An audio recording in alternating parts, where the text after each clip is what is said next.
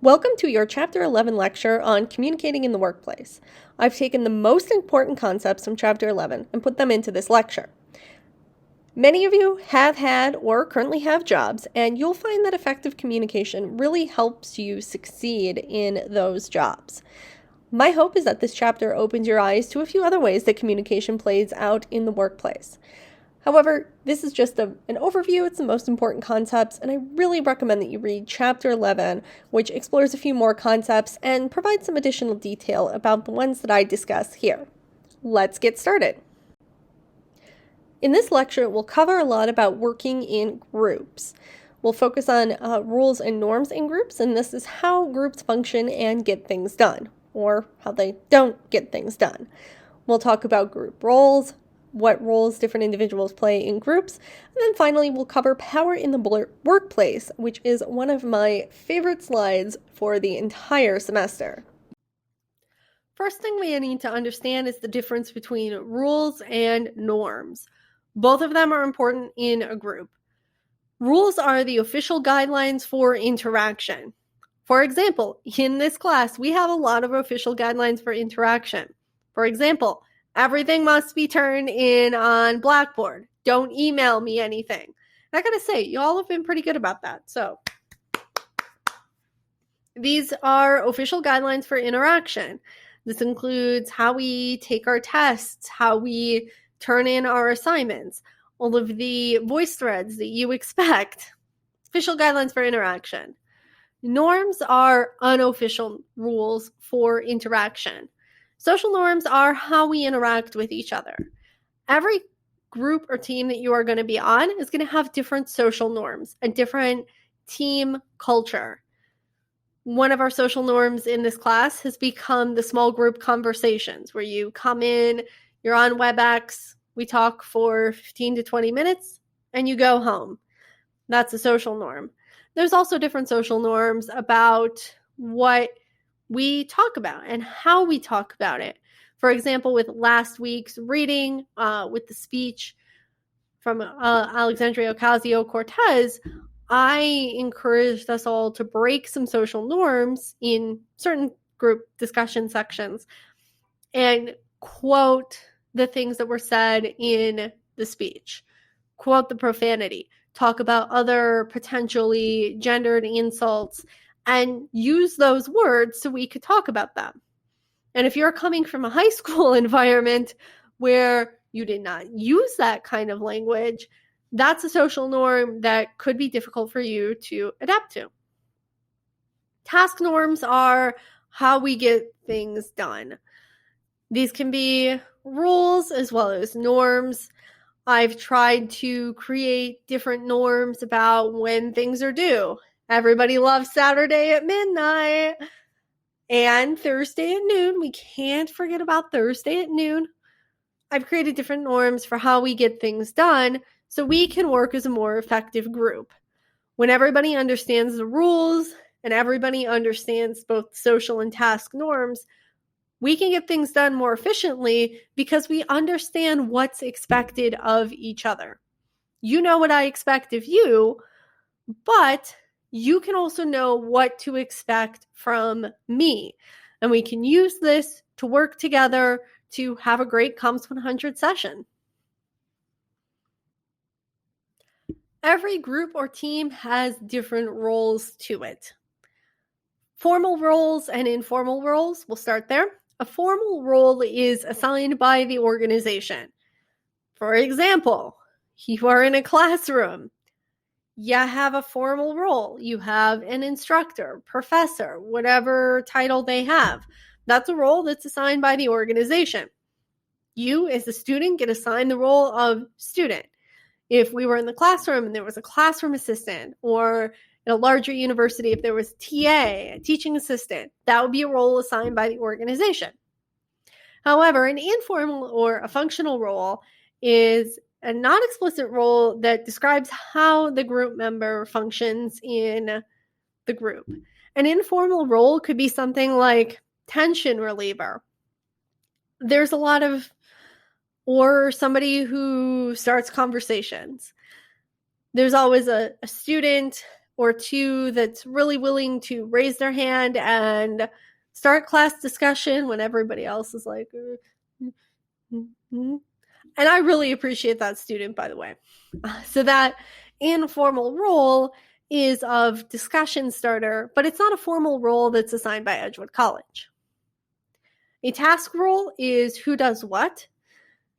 In a college situation, it's pretty obvious kind of who does what tasks, but in a workplace, there are different task roles that are broken out. Imagine that you're in a healthcare team, for example. Think about the last time that you went to the doctor's office for maybe a regular visit, or you had a problem that you needed to have addressed. And I know this is definitely weird with COVID, but there's all sorts of task roles there. You have the person at reception that greets you. You maybe get taken back to your room, to the exam room by a medical assistant. That medical assistant performs some tasks to get you checked in, and then the person who's your healthcare provider, so either a doctor or a PA or an MP, is going to come in and do the exam or the procedure or whatever you need, and they do that stuff for you. They might send you to a nurse for some follow-up. They might refer you to somebody else in the organization, like a physical therapist, and then they send you out and you go back to reception. That's a lot of task roles and a lot of formal roles in an organization. But some of those people might play an informal role where they are maybe a tension reliever for you. Maybe the person that takes you back to your room, that medical assistant, is just really funny and good with people, and they make you feel better about being there. That's an informal role for that person. Finally, we have dysfunctional roles, and these are roles that inhibit group performance. These can be all sorts of things. So you could have a person who's really negative, a person who's a gossip, a slacker. You could have a class clown. And, sometimes you're like, that's funny, tension reliever. But this is a person who distracts us by being funny. That's a dysfunctional role.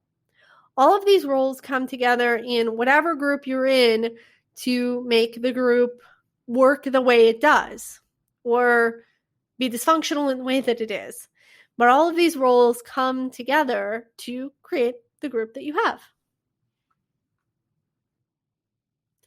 Let's talk about power in the workplace. And I don't mean this in a power, corrupt kind of way. I mean this in a way of influencing people and directing others.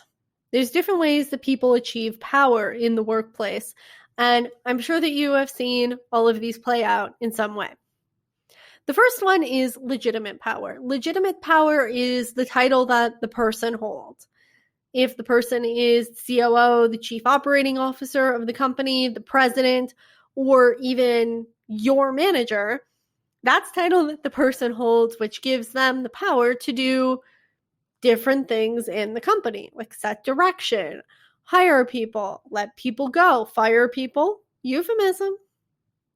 All these kinds of things give the person legitimate decision-making power. This is one of those formal roles assigned by the organization. But there's ways that you can gain power without being in a title or position of power. Expert power is a person that has valuable talents or knowledge. This could be a person who might be really knowledgeable about a specific technical thing, and we need to make sure that they are happy. Or it could be a person that has a lot of knowledge about the organization.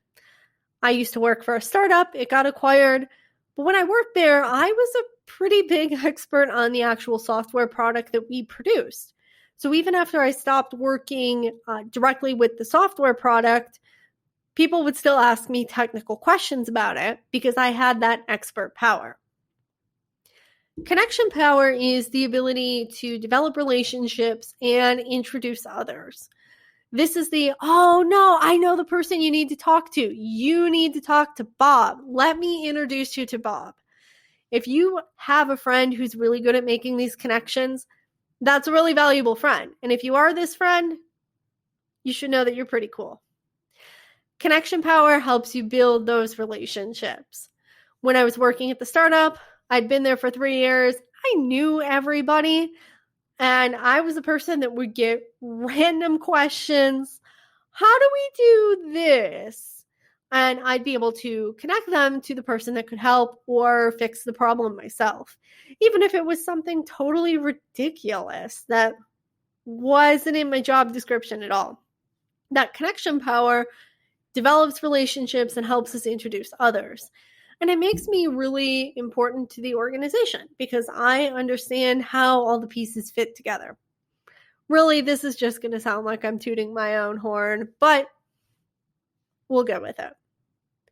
Reward power is the ability to grant desirable consequences.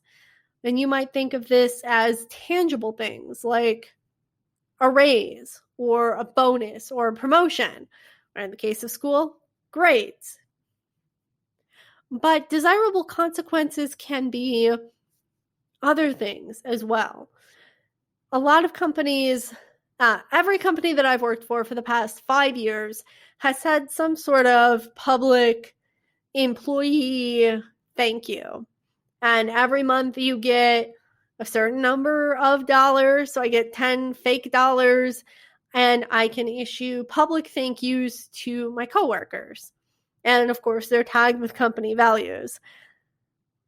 That's reward power because I can publicly thank my coworkers, and I like to do that. If my coworkers see that I'm a person who likes to say thanks, that gains me that power because they'll know that they'll get that public thanks. Getting public thanks is a really good deal. It makes you look good to other people. But in the case of a lot of these programs, there's also a couple bucks attached to it too. So not only are you getting a public thanks, but you're getting $3 fake dollars that you can spend on things in the fake dollar store. Coercively, or conversely, coercive power is power from a threat of unpleasant consequences.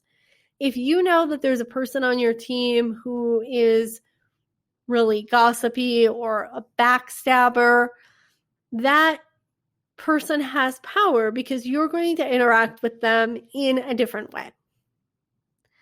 That unpleasant consequence might be gossip being spread about you or nasty behavior, and that person has the power to change your behavior. That's coercive power. It's not a power that you want to have. Finally, there's referent power, and referent power is power from just generally being liked. This is the don't be an asshole of working in the workplace. It's power from other people thinking that you're good company, trustworthy, pleasant, whatever it might be. And that might mean people inviting you into their connections or rewarding you in some way, so interacting with some of these other forms of power. It could be opportunities to gain legitimate power. So if you know that a person is really likable and popular with their peers and just generally nice and easy to work with, they might gain some legitimate power in that organization, whether it's through promotions or being assigned projects that direct the workings of the organization. This can be difficult to acquire. I'm talking about like, oh, hey, just be nice. Don't be a jerk. It's really easy. But it really can depend on the context of the people that you're working with. So referent power, being liked, power from being liked is part of the group. And you can combine these two. So a person could have legitimate power, but no referent power. You might have somebody who's a boss, who's a head of the division, but nobody likes them. So they're going to have difficulty getting people on board with their decisions and choices and getting things done. That is a 7-minute overview of power in the workplace, which could really be an entire semester course. It's a really great topic. Definitely check out the book reading on Power in the Workplace, Chapter 11. And with that, I don't want to disturb the kitty. She is taking a snooze. Good kitty. And so is the dog. So we'll just leave it there. Thank you so much. We'll see you next week. And here's some bonus cat content. Here's my kitty Misha, very helpful as I sort all of my knitting needles. She's a very helpful little kitty. All right, that's the end of our lecture. We'll see you next week.